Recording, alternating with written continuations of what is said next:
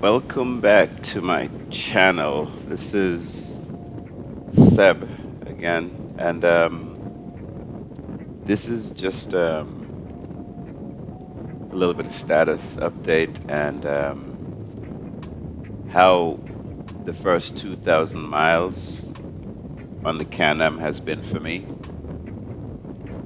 Yeah, I purchased the Can-Am back in 2020, and I'm somewhat a little bit ashamed to say that I finally got to the 2,000 mark on the 9th of May 2022.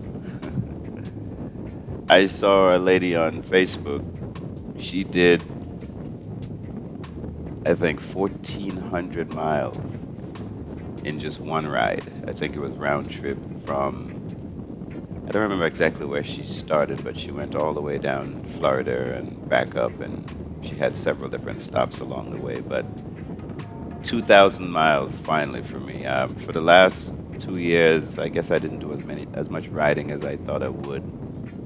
And of course, I could blame it on COVID, but there were people out there still getting it in, so that's no excuse. But anyway, my 2,000 mile impression of the Can-Am RT Limited. I love it. It's wonderful. It's an amazing bike, and let me get a little bit about a Can-Am trike, or whatever you want to call it. It's not a motorcycle, so let's get that straight, right? It doesn't feel like a motorcycle. You don't drive it the same way you would drive a motorcycle. But to me, at my age, it's a lot of fun, a lot of enjoyment, a lot of excitement, and it looks good. It's definitely, catches people's attention, and you get a lot of questions about, how does it feel? What does it ride like? Is it difficult to drive? And it's amazing. It feels very, very smooth and very planted. So, yes, but it's not a motorcycle. If you want the motorcycle feel, how you turn into the corners and lean, and especially on the sport bikes, dragging knees and things like that, you will not get it from the Can-Am. But what you do get from the Can-Am, in my opinion, is stability, comfort. You still feel the wind blowing through your hair. You probably won't be able to go as fast as you would on a motorcycle, but nevertheless, at my age, I'm not trying to. I save the track events for those kind of speeds and things like that. I've done several modifications to it, and the pedal commander is perhaps the most impressive modification I've done to my RT Limited. The pedal commander just simply brought this thing alive in terms of the responsiveness. The throttle responsiveness is phenomenal. I can't go back having set it up. I did remove the pedal commander when I was going to sell the bike, and I rode it around without the pedal commander, and the difference is tremendous. And so that's one of the best value, I think, that I have done to the Can-Am. Now it's a little test. It's a little. You have to get used to the pedal commander a little bit. It's much more responsive, and so you have to tune it to what you feel comfortable with. There are so many different settings, and I think I had a video where I discussed the settings a little bit on the pedal commander, but fantastic.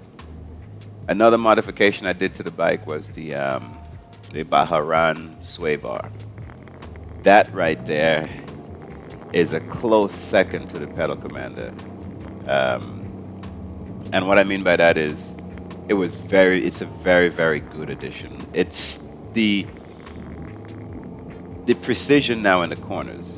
Going around the corners, it's planted more or less. You feel more responsiveness. You feel more surety. I mean, like a sure-footed mule, I guess, for lack of a better term. There's more surety in the front end. There is not the little floating type feel and constant correction if you're going through a continuous radius corner, like coming off at an exit on the highway. You had to put a little bit more steering input every now and then to try to keep that radius, that arc. But with the sway bar, oh my goodness, it feels so good. It feels so solid. It feels so much more planted now. I added some, vinyl to our carbon fiber pieces, just for looks and so forth. I also added a camera system, which is what I'm using to film this video. And I'm only showing the front camera, but there's also a camera facing back. I think the resolution is quite good with this camera. I will perhaps maybe get a 360 camera so I can get some other footage in different ways. But for now, this is good enough for me, I think. What else did I do to it?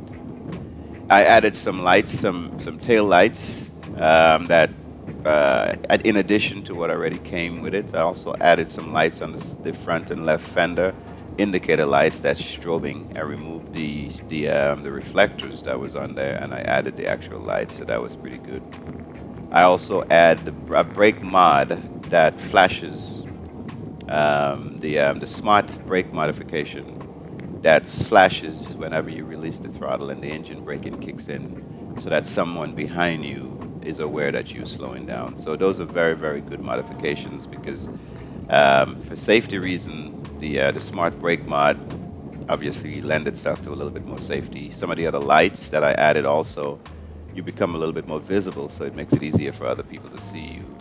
The sway bar, much more precision in the corner, so you're not floating around. And of course, the responsiveness with the throttle might be able to get out of trouble a little bit more, but I'm not a trouble finder anyway, so I'm good in that regard. But my overall impression of the Can-Am RT Limited, it's an amazing vehicle. During the course of the last 2 years, I test rode the Riker Rally as well as the F3 Limited as well, and I prefer the RT Limited because it's a little bit more comfortable. Actually, it's a lot more comfortable than the Riker. It sits up a little higher. The Riker has more of an aggressive sitting in the bike type feel, whereas the RT Limited have more of a touring bike type feel. You have all of the saddlebags that come standard with it, the trunk, the front. In my case, I also have the passenger hand rest as well, because when I purchased the bike, my intent was to have a passenger with me to ride. Although I haven't done many two-up riding, I haven't done much one-up riding, let alone two-up. But yeah, so I decided to take it out and ride around for a little bit and give the summary of how I feel about this. Would I purchase another RT Limited? Yes, I would. In fact, yeah, I'll probably purchase a Riker too, just to run around town. And the Riker gives a little bit more of a sporty feel. It's yeah, it's cool looking and things like that. The next modification that I have is going to be the exhaust, the triple threat exhaust system. I have a track day coming up this weekend. So some of my funds was set aside for the track day, but as soon as I finish the track day, I will look into getting the triple threat exhaust system installed and film that, and then do some running to see the difference in how the exhausts sound. I want to thank all of you guys for watching my videos, for commenting. If you want me to do something special or something different, just please let me know. I really, really appreciate it. I'm up to 600 and something subscribers.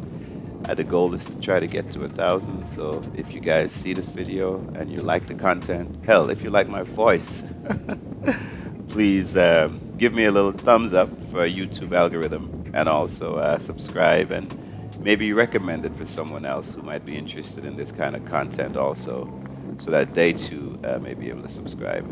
But thank you all for joining me again. Have a wonderful, wonderful day, and I will see you in the next one.